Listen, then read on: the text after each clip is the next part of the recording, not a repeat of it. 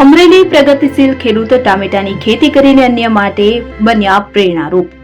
આધુનિક અને ગાય આધારિત ખેતીથી મેળવી સફળતા।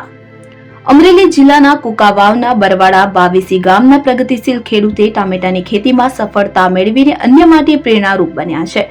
અમરેલી જિલ્લાના કુકાવાવના બરવાડા બાવીસી ગામના પ્રગતિશીલ ખેડૂતે ટામેટાની ખેતીમાં સફળતા મેળવીને અન્ય માટે પ્રેરણારૂપ બન્યા છે। ધરતીપુત્રએ આધુનિક અને ગાય આધારિત ખેતી કરીને છેલ્લા 10 વર્ષથી ટામેટાની ખેતીમાં સફળતા પ્રાપ્ત કરી રહ્યા છે।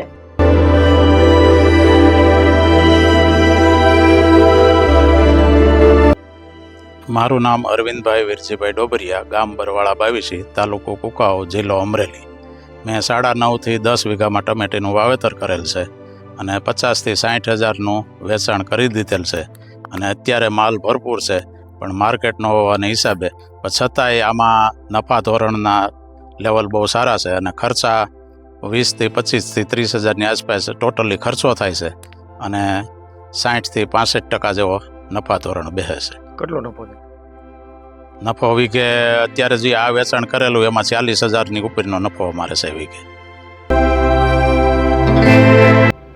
અમરેલી જિલ્લાના કુકાવાવ તાલુકાનું બરવાડા બાવીસી ગામમાં આમ તો ઘણા પ્રગતિશીલ ખેડૂતોએ પરંપરાગત ખેતી છોડીને શાકભાજી સાથેની અન્ય ખેતી તરફ વળ્યા છે, પણ બરવાડાના અરવિંદ ડોબરિયા પાસે 40 વીઘા જમીન છે કે જેમાં 10 વીઘામાં ટામેટાનું વાવેતર કર્યું છે।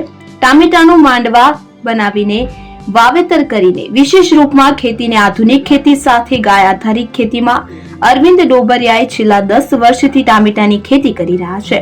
પ્રગતિશીલ ખેડૂતમાં ટામેટાએ અરવિંદ ડોબરિયાને લખપતિ ખેડૂતની હરોળમાં મૂકી દીધા છે। જો કે હાલ ટામેટામાં સારા ભાવ નથી, એટલે કે માલનું વેચાણ ઓછું કરવામાં આવે છે, પરંતુ જો સારા ભાવ હોય તો ટામેટામાં ખૂબ જ સારું ઉત્પાદન મળે છે। ટામેટામાં અંદાજિત 50 થી 60% નફો મળી રહે છે। ખેડૂત અરવિંદ ડોબરિયા ટામેટાની ખેતીમાં સફળતા પ્રાપ્ત કરીને અન્ય ખેડૂતો માટે પણ પ્રેરણારૂપ બન્યા છે।